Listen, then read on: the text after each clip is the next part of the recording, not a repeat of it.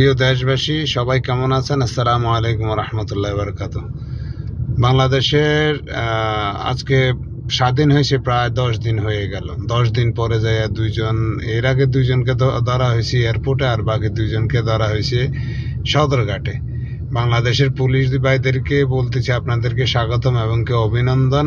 আপনাদের কাজ দেখে আমরা মুগ্ধ প্রবাসীরা, এবং কি প্রত্যেকটা বাংলাদেশের আনায় কানায় প্রত্যেকটা জায়গার ভিতরে আপনারা টহল বাড়িয়ে দেন, এবং কি যারা লুকিয়ে আছে তাদেরকে আইনের আয়ত্তে এনে সাজা দেন। যারা অপরাধ করছে তাদেরকে সাজা দিবেন, আর যারা নিরীহ মানুষ, বেগুনা মানুষ, তাদেরকে আপনারা ছেড়ে দিবেন। এটাই আপনাদের কাছে আমাদের চাওয়া। এবং কি বাংলাদেশ একবারে অপরাধ মুক্ত এবং কি দুর্নীতি মুক্ত, এবং প্রত্যেকটা খাতে খাতে বাংলাদেশ কিন্তু দুর্নীতিগ্রস্ত।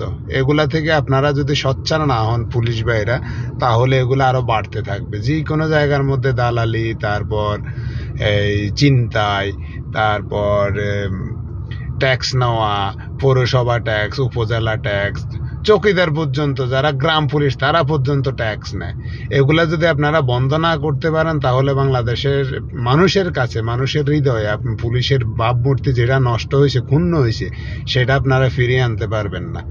সেই জন্য আপনাদেরকে উদারত আহ্বান করে বলতেছি, বাংলাদেশের প্রত্যেকটা নাগরিক আপনাদেরকে রেসপেক্ট করবে এবং কি আপনাদেরকে স্যাক্রিফাইস করবে, এবং আমরা প্রবাসীরাও আপনাদেরকে স্যাক্রিফাইস করব এবং কি আপনাদেরকে সহযোগিতা করব যতটুকু পারি আমরা প্রবাসীরা। কিন্তু আপনারা দুর্নীতিমুক্ত হতে হবে আগে। আপনারা দুর্নীতিমুক্ত, আপনারা নিরীহ মানুষের উপরে জুলুম অত্যাচার করবেন না, এবং কি সঠিক যেটা সত্য বিচার সেটা করবেন, যেটা ন্যায় ওইটা করবেন। তাহলে আশা করি ইনশাল্লাহ পুলিশের যে ভাবমূর্তি নষ্ট হয়েছে সেটা আপনারা ফিরিয়ে আনতে পারবেন। এবং বাংলাদেশের প্রধান উপদেষ্টা এবং কি স্বরাষ্ট্র উপদেষ্টা, আপনাদেরকে উদ্দেশ্য করে বলতেছি, আপনাদের প্রত্যেকটা খাতে খাতে দুর্নীতি বসে আছে।